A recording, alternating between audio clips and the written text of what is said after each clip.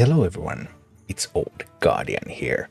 In this video I want to talk about cards that were not great when they were in Standard, or cards that are in Standard are not doing great, but that are actually pretty strong in Wild format.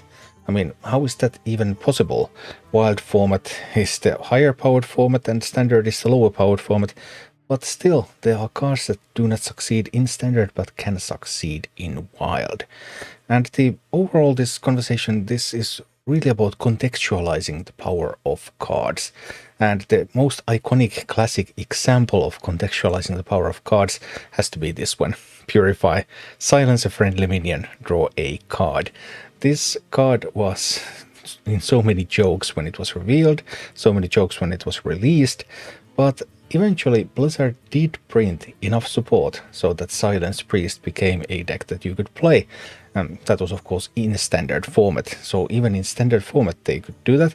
And actually Purify does not see any play in Wild right now. Silence Priest is not powerful enough to be played in Wild, so this doesn't fit the analogy in every way, but this is like the idea. You can print a card that looks really ridiculous, but with proper support it can actually become a strong card.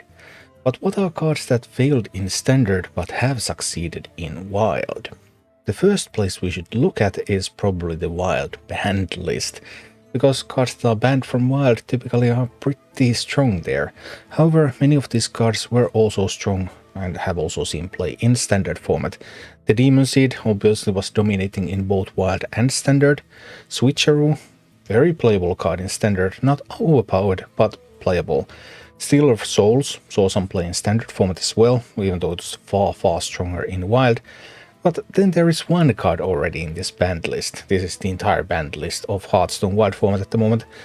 That's Tome Tampering. Tome Tampering is a new card, and it didn't have any applications in Standard format, but it immediately broke Wild. Well, in combination with other cards, it broke Wild. So what did Blizzard do? Blizzard chose to ban Tome Tampering instead of trying to balance the entirety of the cards that caused that problem. Yeah, Tome Tampering, a card that couldn't do it in Standard, but was immediately banned from Wild for being so powerful. But there is more. In the current Wild format, Secret Mage is a big deal, and Secret Mage in Standard just doesn't do anything. So recent Secret Mage cards, Blizzard has kept printing support for Secret Mage all the time, like Secret Mage card. So in Standard format, they just never form a coherent deck because there are not enough cards for the archetype. Contract Conjurer, Anonymous Informant, some of the newer Secret Mage cards, both doing really well in Wild, and neither of them is really playable in Standard format. And another example could be Murlocs. There have been plenty of Murloc decks throughout the history of Hearthstone, but a couple of Murloc cards did not manage to see much play in those. Toxfin, when it was originally released, Battlecry, give a friendly Murloc poisonous. Well, I mean, you can give a charge Murloc poisonous, but that just didn't do that much. I mean, 2 cards to do hard removal, okay. Ice Fishing, draw 2 Murlocs from your deck. Also couldn't get much done originally, but I mean, 2 mana, draw 2 cards is pretty insane, and also it tutors very specific cards, which on the other hand means that currently in Wild format you can Ice Fishing and draw your Toxfin, and you can draw your Fireman's a Flurgirl, and after you play a Murloc, deal 1 damage to all enemies, and then when it's poisonous and boom, everything explodes. So suddenly Toxfin is a good card, and where it just was a bad card, things change. Another interesting one that could have implications for the future of Standard format as well is Anchored Totem, because Anchored Totem is not really playable in Standard, but it is still in Standard format, it's still available. After you summon a 1-cost minion, give it +2/+1. Well, in Wild you play Anchored Totem in Even Shaman with Gen Greymane. If your deck has only even cost cards, your starting hero power costs 1, and then it's much easier to summon some 1-cost minions from there. Also, there are a couple of cards in Even Shaman that can be discounted, so they can cost 1, and then they can be played with Anchored Totem 2, and yeah, there's stuff. Just having stuff available means that some of the cards that don't have proper support in Standard can shine in Wild. And the same applies to some Druid cards. Due Process, it was experimented with in Standard, but it hasn't really found a place. Poison Seeds. Poison Seeds was used a couple of times in the next Rama stage, but it just wasn't doing the things that you wanted it to do back then. And also Sphere of Sapience. Sphere of Sapience was a card that many people thought would be really super giga broken. I thought so too. I thought this was just nuts. At the start of a turn, look at top card. You can put it on the bottom and lose 1 durability. The Scry effect from Magic into Hearthstone. And hey, that's super powerful. Except that in Hearthstone it kind of just wasn't, because the decks are so small and you're drawing your good cards anyway, you don't really need that Scry effect that much.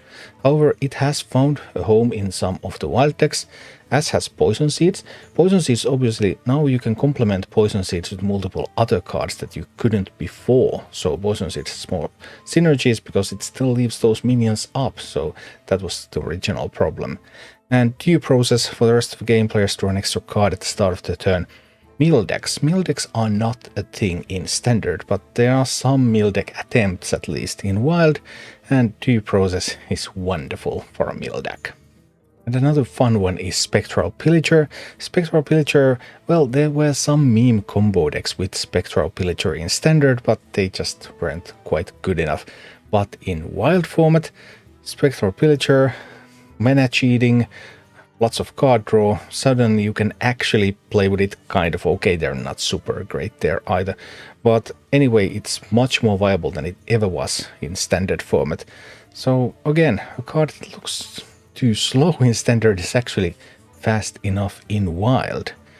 It's intriguing how context affects everything, because other cards can speed up your card and other cards can support your card, and your card can do something that then with other cards becomes just totally broken, like AoE poison or just boards that you can easily respond to instead of just, hey, I give you this different kind of board, but you're still going to kill me, as it originally was with Poison Seeds. And a couple of even more limited use cards, but still cards that are played in Wild format. Forensic Duster. Battlecry, your opponent's minions cost 1 more next turn. And Neruba Weblord. Minions with Battlecry cost 2 more.